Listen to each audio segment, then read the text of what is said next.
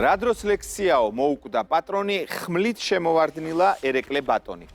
ხომ გახსოვთ მურმან ლებანიძის ეს ცნობილი ლექსი. აი მართლაც, აი ასე ქარიშხალივით შემოიჭრა კავკასიის პოლიტიკურ არენაზე პატარა კახი.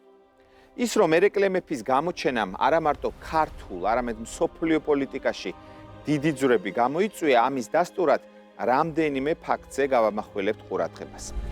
1755 წელს გაზეთი London Evening Post-ი წერდა. როგორც სპარსეთიდან შევიტყვეთ პრინცმა ჰერაკლეუსმა, რომლის გმირობებმაც მსოფლიოში უდიდესი ხმაური გამოიწვია, თავი მოუყარა თავის ყველა ძალას კასპიის ზღვის საზღვარზე. რა შეასაქმე? რატომ წერდა მსოფლიოს ერთ-ერთი ყველაზე ცნობილი ლონდონური გაზეთი პატარა ქართლ-კახეთის მეფეზე პირველ გვერდზე და რატომ მიიჩნევდა მას მსოფლიოში უდიდესი ხმაურის გამომწვევად? საქმე იმაშია, რომ 1750 წელს პატარა კახმა დამარცხება აგემა ჯერ ნადირ შაჰის მკვლელობაში მონაწილე მოჰამედ ხან ყაჯარს და შემდეგ ყარაბაღის მფლობელ ფანა ხანს.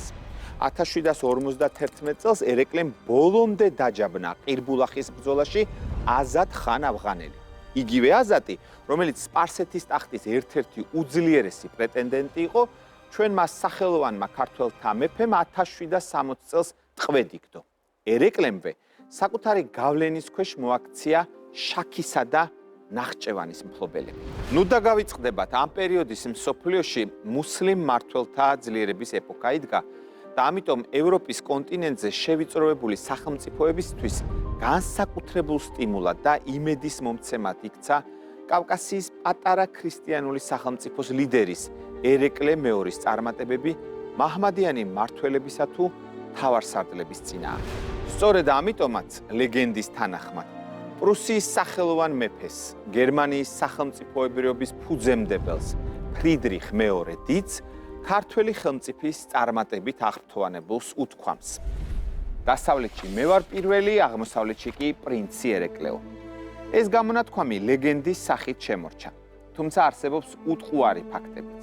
აი მაგალითად, ერეკლეს სახელმა იმდენად დიდი პოპულარობა მოიხვეჭა, რომ მისი პიროვნებით თვით ფრანგი განმანათლებელი ვოლტერიც კი დაინტერესდა და ის 1772 წლის 1 იანვარს რუსეთის იმპერატრიცას ეკატერინე მეორეს საგანგებოდ წერდა წერილს ერეკლე მეფის პიროვნების შესახებ.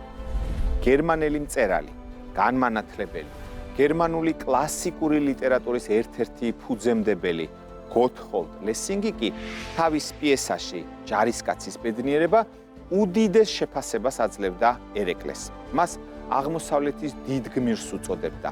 მიიჩნევდა მამაც ვაჟკაცად, რომელმაც სპარსეთი დაიპყრო და დღეს თუ ხვალ თურქეთის კარიბჭეში შეიჭრებოდა.